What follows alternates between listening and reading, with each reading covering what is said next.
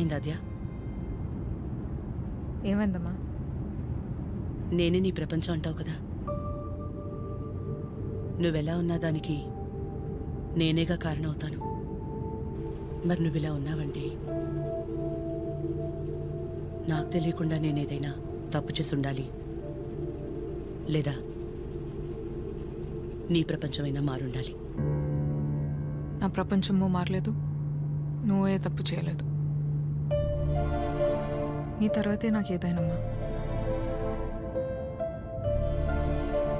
తన ఫ్యామిలీని తీసుకెళ్ళిపోమని చెప్పడానికి చిరుని కలిశాను. మా అమ్మ గురించి నీకు తెలియదన్ను అంటుంటే ఏ వందలే ఆవిడకి నేను దగ్గరైతే సరిపోతుంది అనుకున్నా. కానీ ఆవిడ నాకు దగ్గరేక తెలిసింది నువ్వే కరెక్ట్ అని. ఒకవేళ మీ అమ్మ నీ విషయంలో తీసుకురా నిర్ణయం ఏదన్నా తీసుకుంటే ఆ గిల్ట్ని నేను తట్టుకోలేను.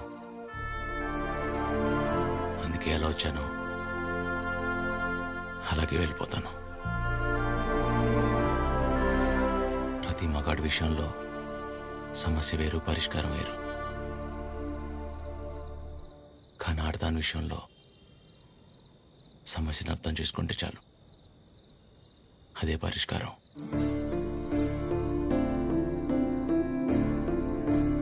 I'll miss you.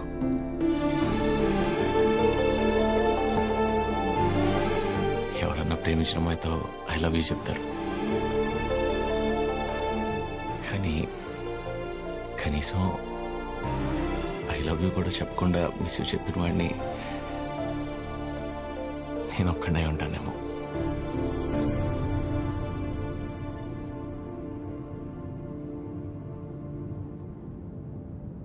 ఇప్పటిదాకా నేను ఒక్కదాన్నే నీ గురించి ఆలోచించాను, కానీ ఈ విషయంలో వాడు కూడా నీ గురించి ఆలోచించాడు.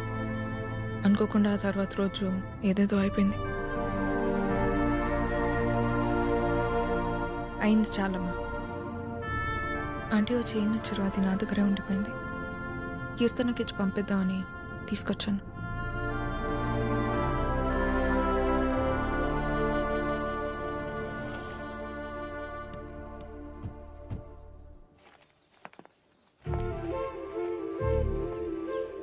ఏంటి పద్మ? ఎవరు? ఏంటి? ఎందుకు అలా నించుని చూస్తున్నావు? రండి, రామ్మా. వెళ్ళి లోపలికి తీసుకురా. నువ్వు వెళ్ళు.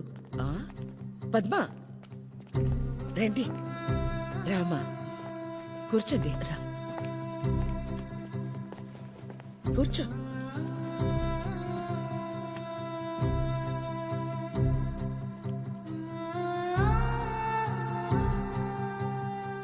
చిరు లేచిన వెంటనే నంబర్ తీసుకుని ఫోన్ చేద్దాం అనుకున్నాను.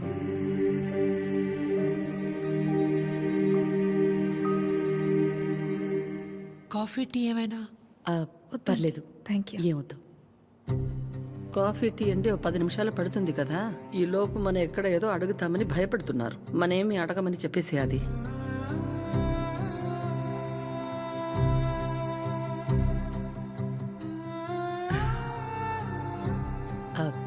ఇంటికొచ్చినప్పుడు మీ చైన్ మా దగ్గరే ఉండిపోయింది, ఇచ్చెళ్దామని ఈ మధ్య.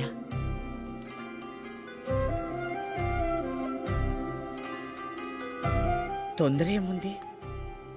తర్వాతైనా ఇచ్చి ఉండొచ్చు కదా.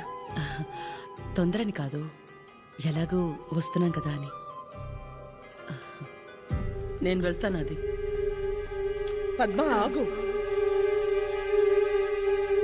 వాళ్ళు వచ్చారుగా. ఎందుకు అది ఉండి నేనుండబట్లేక ఏదో అంటాను, మళ్ళీ ఏదో అవుతుంది. నా వల్ల అయింది చాలదా? ఏదో బిడ్డవాడు కాబట్టి ఒక మాట కూడా అనలేదు. అదే వాడొచ్చి, పద్మమ్మ నేను నీ కడుపున పుట్టుంటే ఇలాగే చేసేదాని వాడిని ఒక్క మాట అనుండే నా ప్రాణం తట్టుకునేదా?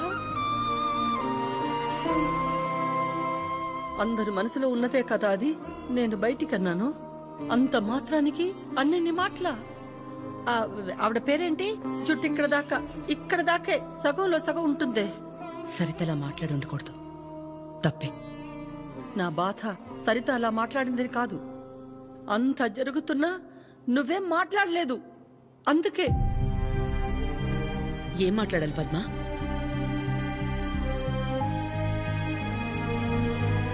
నా ప్లేస్లో మీరున్నా నాలాగే సైలెంట్గా నించునేవాళ్ళు. మీలా కాదు నా గతం.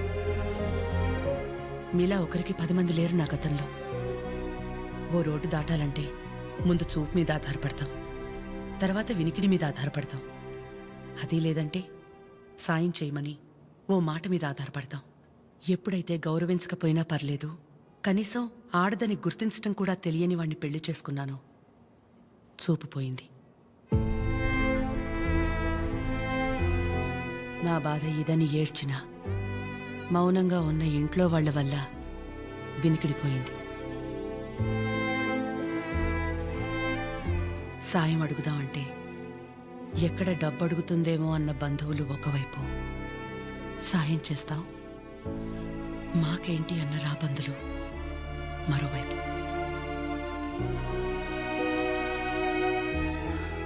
అయినా ఆగిపోకుండా ముందుకు నడిచానంటే ఒక్కో అడుగు ఎంత నరకమై ఉంటుంది. ఒకరిని నమ్మడం, దగ్గరవడం కాదని తెలిసి మనం బాధపడ్డం ఎందుకని నమ్మడమే మానేశాను. చాలా కాలం తర్వాత మీ చిరుని నమ్మాను, మీకు దగ్గరయ్యాను.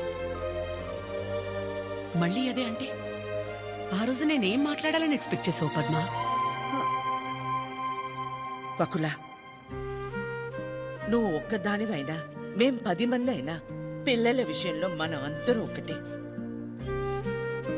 చిరు అనుకుంటే ఎంతసేపు మా అందరినీ కాదని ఎవరో ఒకరిని పెళ్లి చేసుకోవడం. ఆద్య అనుకుంటే ఎంతసేపు, కానీ మా అమ్మ 100% కరెక్ట్.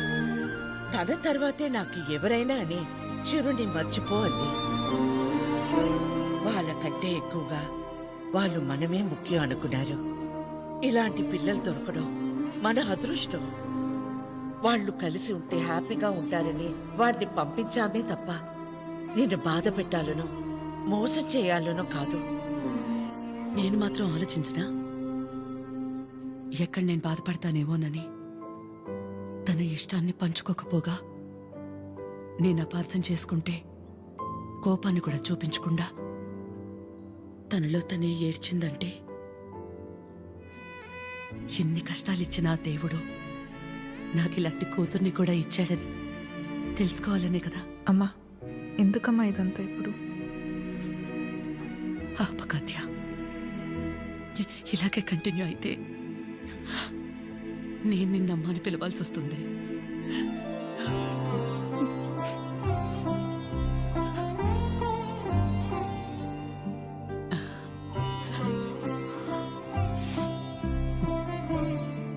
అందరూ ఒకవైపు, మనం మాత్రం ఒకవైపు ఉంటే ఆ బాధ ఎలా ఉంటుందో నాకు తెలుసు.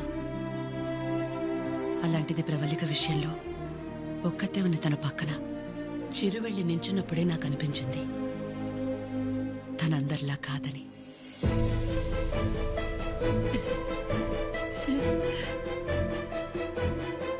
తనంతటి తానొచ్చి మీ అమ్మాయి అంటే ఇష్టం, అందుకే ఇదంతా అని చెప్పుంటే ఖచ్చితంగా క్షమించేదాన్ని కాదు. ఎప్పుడైతే తన వల్ల నాకు ఆద్యకి మధ్య ఇంత దూరం కూడా రాకూడదనుకుని తన ప్రేమనే పక్కన పెట్టేయాలని నిర్ణయం తీసుకున్నాడో అప్పుడే తనకంటే ఆడవాళ్ళని గొప్పగా ఎవరూ అర్థం చేసుకోలేరని అనిపించింది.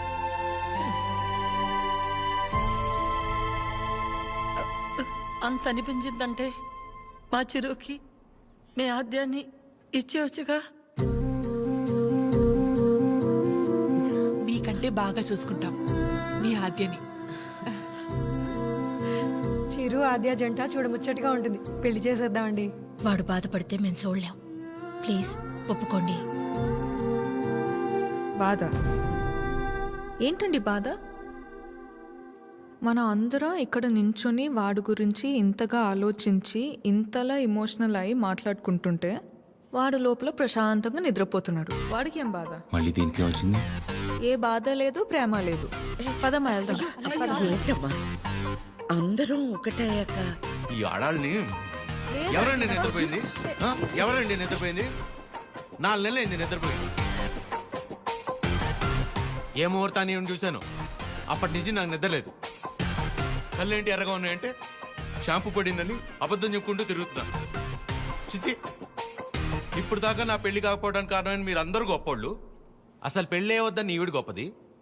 ఇదిగో తినుందే, ప్రేమించిన ఏమైపోయినా మా అమ్మే నా సర్వస్వం అనుకున్న తిను ఇంకా చాలా గొప్పది. మీరందరూ గొప్పోళ్ళు, నేను ఒక్కడనే తెంగరోని. అరే చిన్నపిల్లోడు, అమాయకుడు ఇలా అయిపోయాడని కనీసం కనికరం లేదా మీకు?